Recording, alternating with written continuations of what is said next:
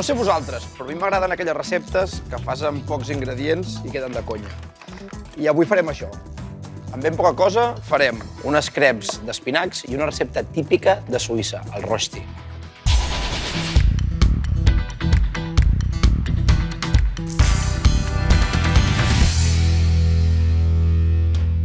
Avui començarem per les creps. El que farem és un crespele, és una recepta inspirada en una recepta italiana que es fa amb una base de crep i es farceix com un caneló. No? Aleshores, el que farem per començar és aquesta massa de crep, que la farem barrejant farina, ous i llet.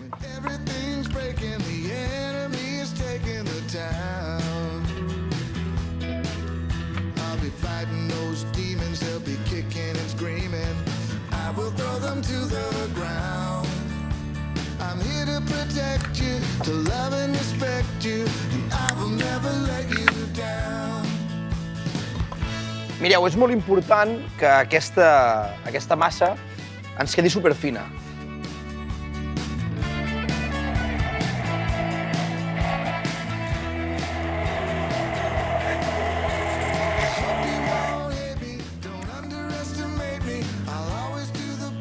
I una vegada ja ho tenim, el que farem és deixar-ho reposar una mica. I mentre es reposa, courem els espinacs.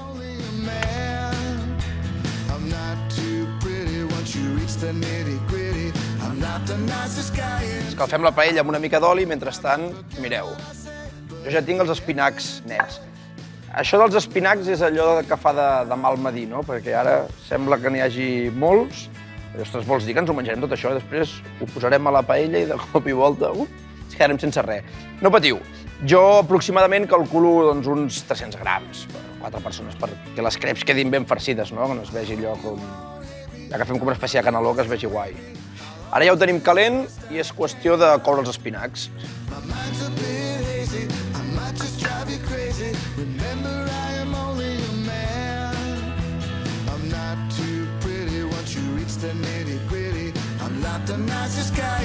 A casa, si teniu aquelles màquines de fer creps, millor. Jo tinc aquesta paelleta que, bueno, és una mica més petita, però per aquestes creps així individuals ja ens va bé. L'escalfarem i amb una mica d'oli courem les nostres creps. Mireu, això és un truc infal·lible a l'hora de fer creps, que és posem un raig d'oli, no gaire, i amb un paper absorbent el que fem és retirar-ne l'excés. El que volem és que ens quedi com tota la base ben impregnada d'oli per tal que no se'ns enganxi. No? Ja sabeu que amb les creps hi ha una mica de misteri, que si la primera mai surt bé, que si sempre s'enganxa. Però jo us dic que amb una paella antiadherent i això de posar-hi una mica d'oli us quedarà perfecte. Ara començarem a fer les creps, però com que ja veig que els espinacs els tinc llestos, el que faré és parar-los. Ho deixo a 0 i amb aquesta mica de calor residual ja s'acabaran de coure. I ara sí, amb la paella ben calenta, i jo us diria que això no ho féssim gaire ull, no? Que agafem una mida, un cullerot així, 3/4 de cullerot serà la mida perfecta.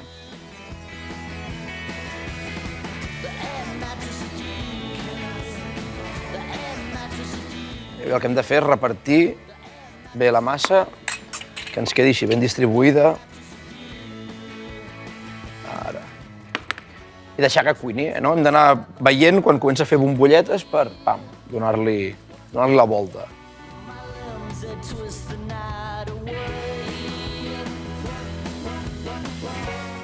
Veieu que es comença a inflar? Ara és el moment de fer mitja volta.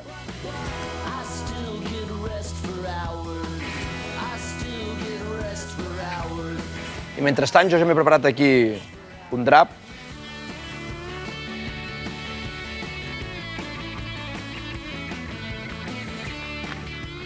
Vinga, anem.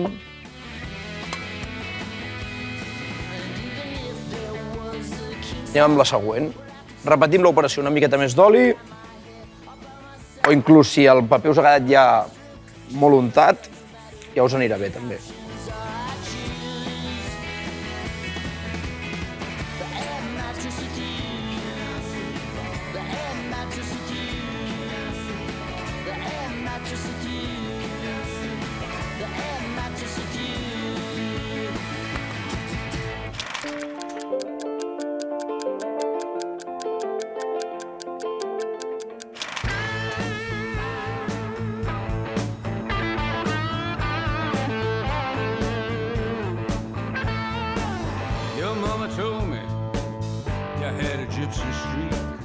Doncs ara que ja tenim totes les creps fetes i tapadetes perquè no s'assequin, anem amb el nostre farcit. Aquí tenim els espinacs que he fet abans. I ara hem de donar algun punt així com més molon, no? Jo per això faré servir una mica de ricota. El que faré és treure aquest excés d'aigua o de xerigot i posar-hi tot el paquet, que són uns 200 grams.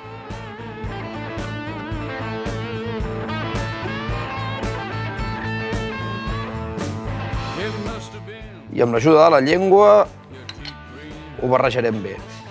Jo quan faig espinac sempre m'agrada posar-hi el toc com d'espinac a la catalana, no? I crec que si aquí posem 4 panses i 4 pinyons ens donaran també una mica de joc a l'hora de menjar les creps. A mi això em recorda una mica també als panadons, no? A les panades de Setmana Santa, que també es fan amb massa, no, de crep, però vaja, té aquesta retirada.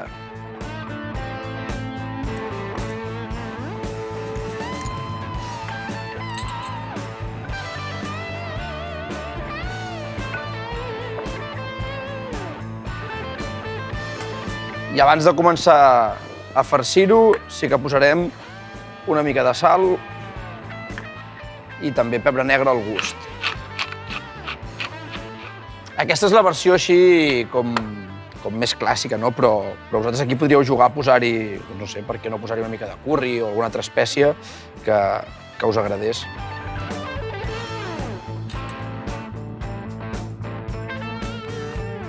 I ara aquesta és la part com més polida, no? Agafem una mica del farcit. Repartim bé. I ara fem així, un plec a dalt i l'altre per sobre. Perfecte. I la deixem a la safata de forn, perquè el toc final serà fer-los al forn. Realment, ara ja ens la podríem menjar, és a dir, això no deixaria de ser una mica una crep convencional, però bueno, com que ja sabeu que a mi m'agrada donar aquest punt una mica diferent, ja veureu que els ratllarem una mica de formatge, els donarem un cop de... Bueno, no m'adelanto, però ja ara ho veureu, que les gratinarem així, fer un toc diferent.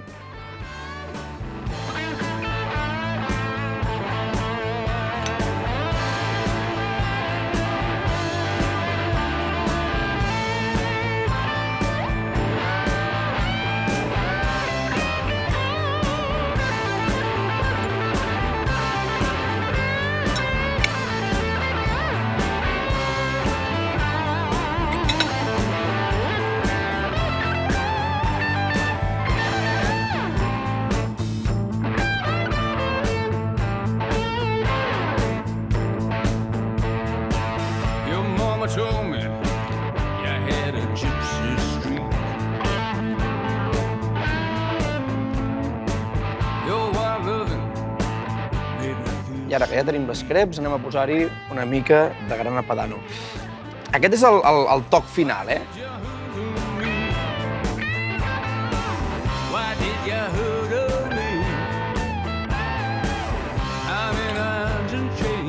I per acabar, i que ens fongui bé aquest formatge, posarem una mica de mantega.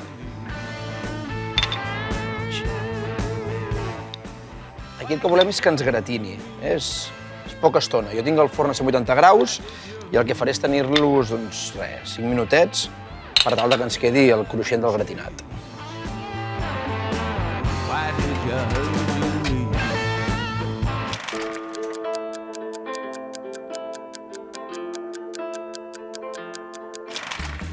I ara amb molta cura, perquè això està calent, agafem aquí una de les nostres creps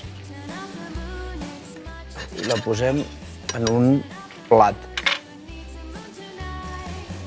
I aquí tenim la nostra versió italo-catalana d'aquest crespele.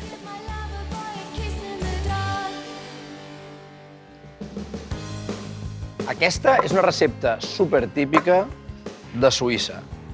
Allà n'hi diuen rosti o rosti, o li podeu dir crasti, que tinc un amic que li diu així com el pallasso. en resum, és una recepta feta a base de patata i penseu que és tan típica que inclús la venen feta ja als supermercats.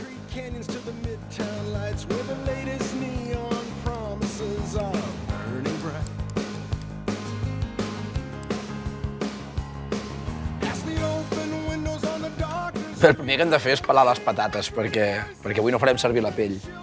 Volem només la patata. Avui faig servir una patata Mona Lisa perquè el que buscarem és que ens quedi supercruixent. Aleshores, per fer-ho senzill, ho farem amb un ratllador.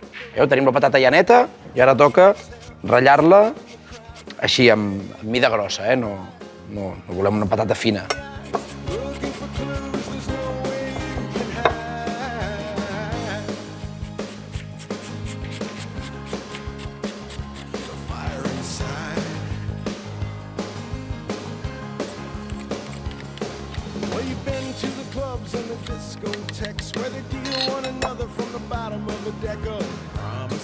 I una vegada la tenim ratllada, el que farem és amanir-la bé amb una mica de sal,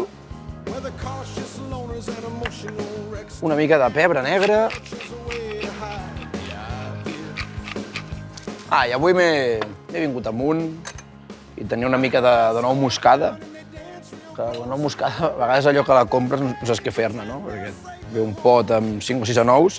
Doncs mira, avui li donarem sortida amb aquest rosti.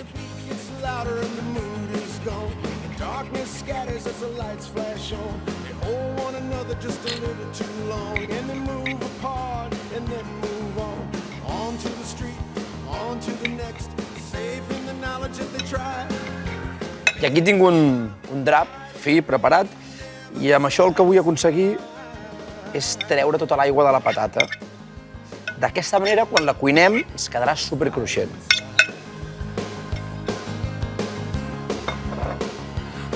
Vinga, i abans de seguir amb la patata, per guanyar temps, posarem una paella al foc. L'escalfarem. Perfecte. I aquest és el truc perquè ens quedi un rosti perfecte. Mireu, veieu que ja comença a suar? Doncs ara el que hem de fer és apretar bé.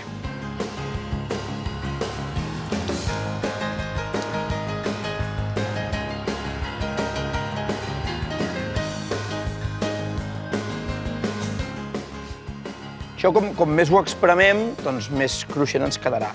Jo ho he fet una vegada, però a casa podeu fer 2 o 3. Bé.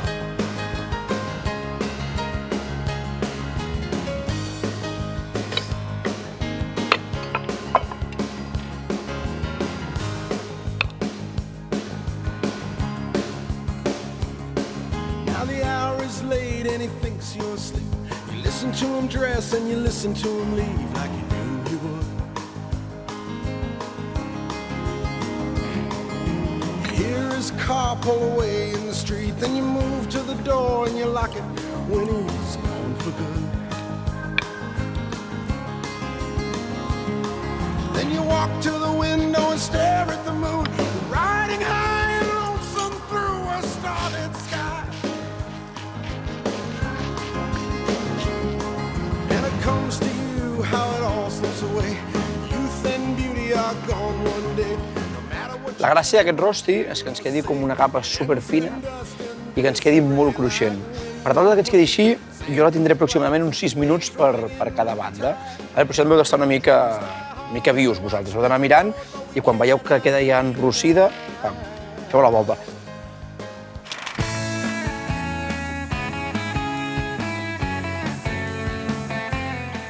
Doncs una vegada ja tenim el torradet aquest que busquem així, el cruixent, ja el tindríem. Ara el que hauríem de fer és fer els 4 rosti seguits, però jo us ensenyo com anar en plat un i després ja faré la resta.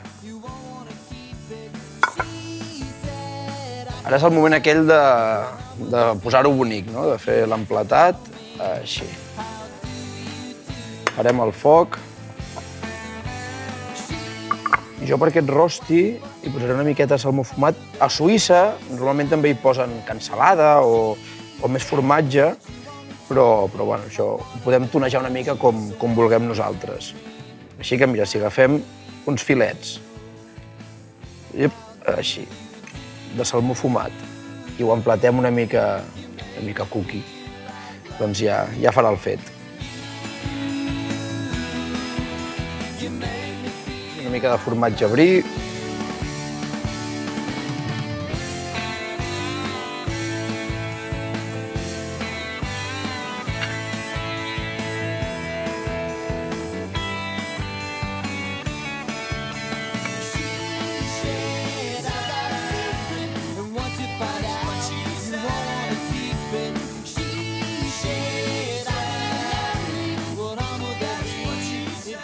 Posem els últims talls de formatge i jo penso que li falta una mica d'alguna cosa fresca, no?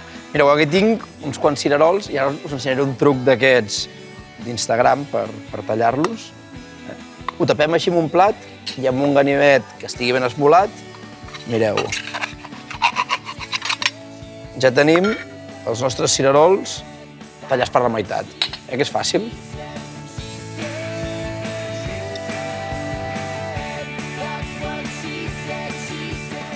Hi posarem també un punt de frescor. Jo soc molt d'aromàtiques, així com que tinc una mica de farigola fresca.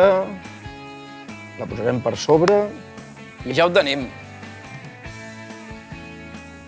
Avui hem fet la nostra crep d'espinacs i el nostre rosti. Dues receptes que venen d'altres cuines però que tranquil·lament es poden quedar a la vostra. I totes dues les hem fet amb un pim-pam.